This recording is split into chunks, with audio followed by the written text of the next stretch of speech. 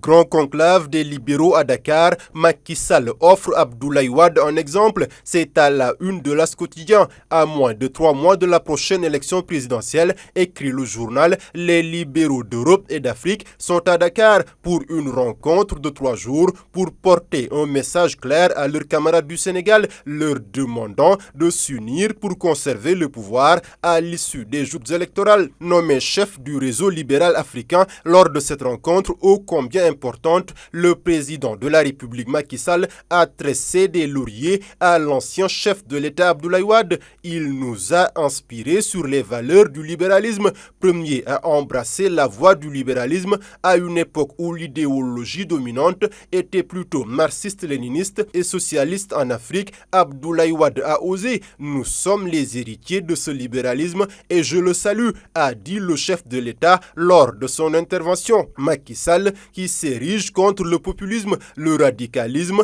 et l'extrémisme violent, les pires menaces à la démocratie et à la stabilité des États. Le président de la République qui va réceptionner aujourd'hui les logements du bidonville de la cité Baraka de Liberté 6, reconstruite et réhabilitée. La nouvelle Baraka de 1600 habitants est dans Bosby le jour. Mais que d'histoire sur cette emprise, écrit mon confrère Malixi. Les habitants de ce quartier, longtemps restés dans la vétusté, vont enfin pousser un ouf de soulagement. C'est parce que ce bidonville, créé au début des années 90 par feu Jacques Bounicourt, fondateur de l'ONG Enda Tiers-Monde, manquait de tout. Les maisons étaient construites en tôle et des planches de bois et n'offraient pas la sécurité maximale aux habitants dont la plupart étaient des personnes démunies. Cette cité résidentielle prend maintenant la place du bidonville. Il coûtera près de 10 millions de dollars, environ 20 milliards de francs CFA par des combinaisons de financement. Ce projet, selon le chef de l'État, est composé de 3 complexes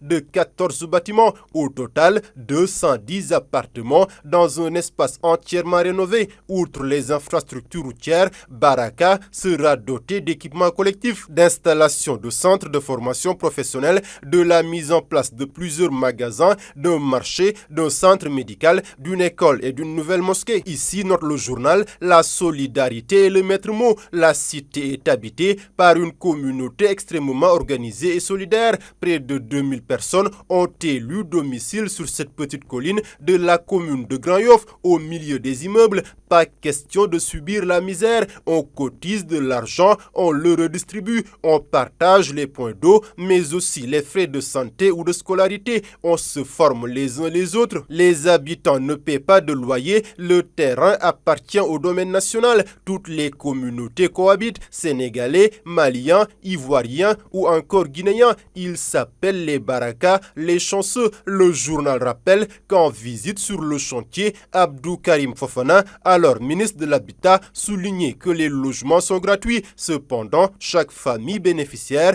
devait donner une participation mensuelle fixée entre 15 000 et 24 000 francs CFA pour l'entretien des immeubles sur une durée de 15 ans.